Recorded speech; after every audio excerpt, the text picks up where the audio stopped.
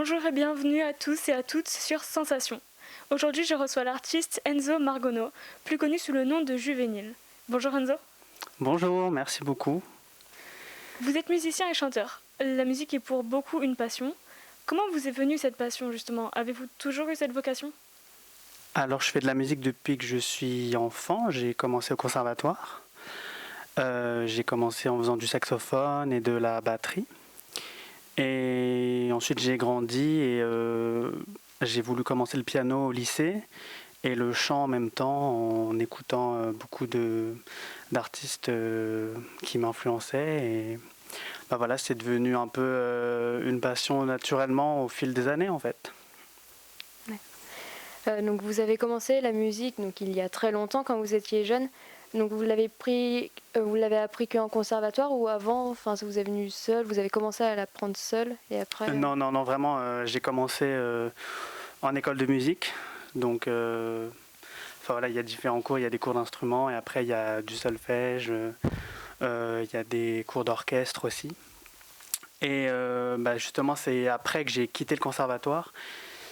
Et c'est là qu'en fait je me suis mis à faire de la musique un petit peu plus par plaisir, par envie en fait.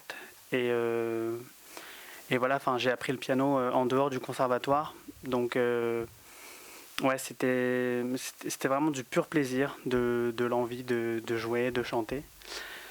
Et voilà, donc j'ai commencé par un parcours académique et après j'ai continué seul. Et qu'est-ce qui vous a attiré dans la musique et quels sont les styles musicaux qui vous ont tout de suite plu ? Ok. Ce qui m'a attiré dans la musique, je pense que déjà je suis né dans une famille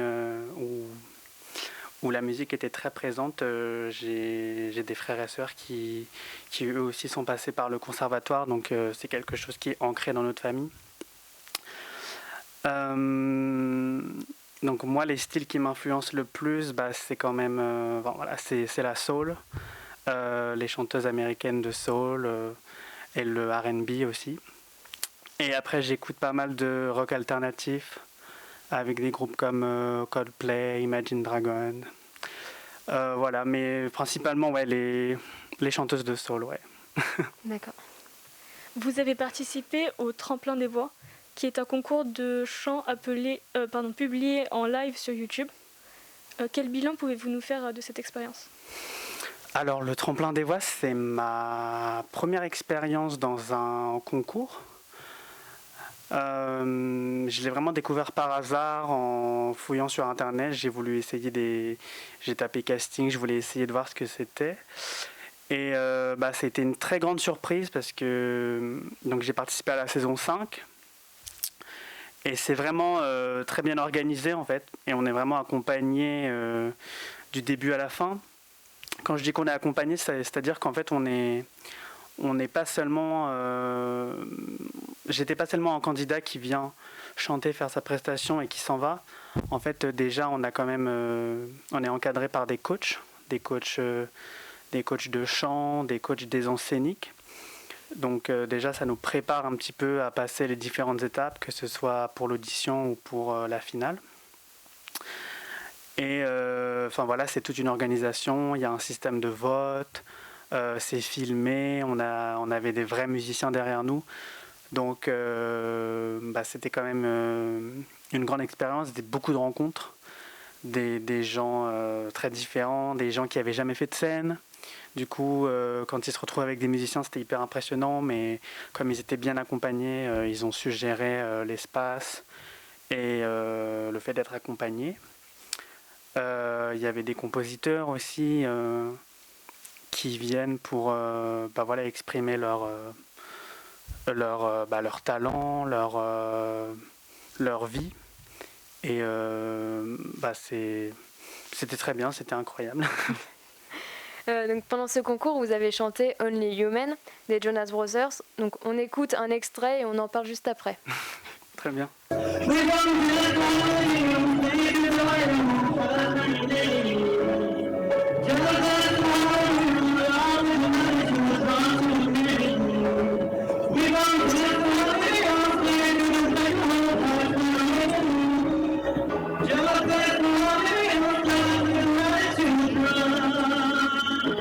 It's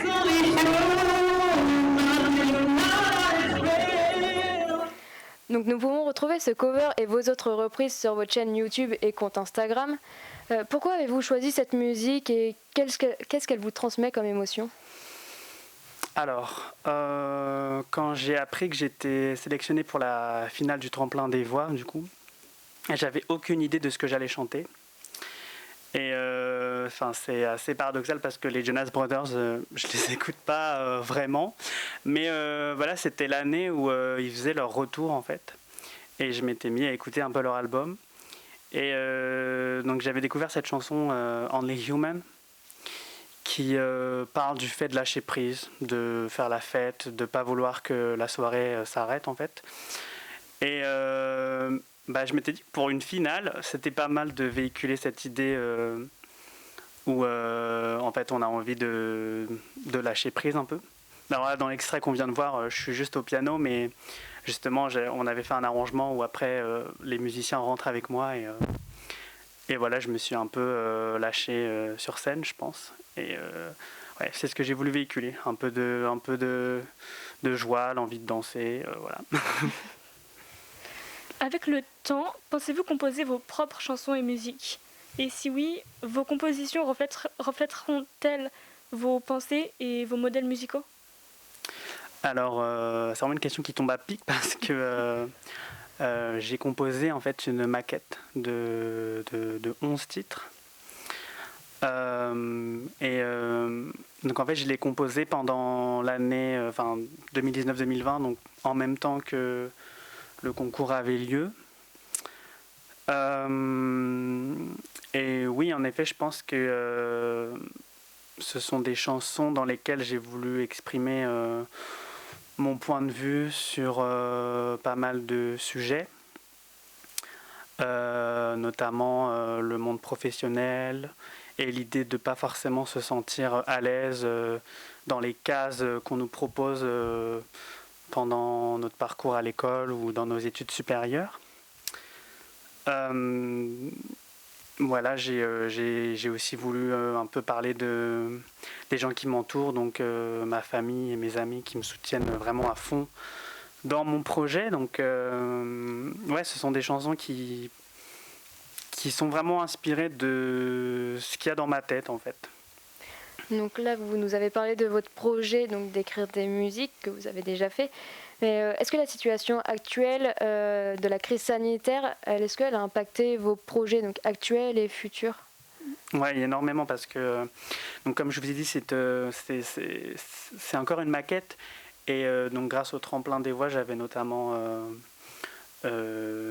été mis en relation avec des professionnels à qui j'avais fait écouter cette maquette et qui avaient accepté de m'aider à la produire dans un format vraiment très professionnel en fait. Et donc là, les conditions sanitaires font que voilà, on a eu des confinements qui se sont enchaînés. Donc voilà, le projet est évidemment ralenti. J'avais ensuite voulu monter sur scène, donc pour essayer un petit peu de jouer mes titres sur scène et voir la réaction du public. Donc j'ai pu le faire un tout petit peu dans des open mic voilà, sur Paris, mais ça n'a vraiment pas duré longtemps et c'était vraiment dommage parce que on y prend goût très très vite. Enfin, le retour était très positif, donc je voulais vraiment continuer. Et voilà, il va falloir patienter un petit peu pour que tout ça réouvre. Et donc, pour parler de vos musiques, vous faites beaucoup de musique anglaise, de cover anglaise. Et est-ce que vous comptez aussi écrire en français ou chanter en français? Ouais, c'est une question qu'on me pose énormément. Alors, je n'écris pas en français et je chante pas en français parce que jusqu'à maintenant, c'est pas la musique que j'ai le plus écoutée. Donc, c'est un petit peu...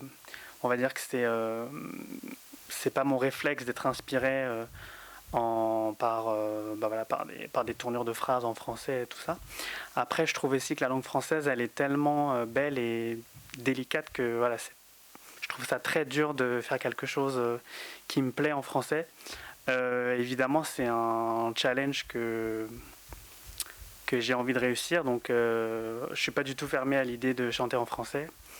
Et voilà, dernièrement, il y a des titres il y a des grands titres de la chanson française que je m'amuse à chanter, que je trouve extraordinaires. Et voilà, essayer de pouvoir composer en étant à la hauteur de tout ça, bah, ça représente un défi. Ouais, voilà. Merci Enzo d'avoir été avec nous. On peut retrouver vos covers sur Instagram et YouTube, Contes Juvéniles. Merci aux équipes techniques de l'ISCPA, l'Institut supérieur des médias de Paris. Vous pouvez retrouver cette émission en podcast audio et vidéo sur notre site et notre application Radio Sensation.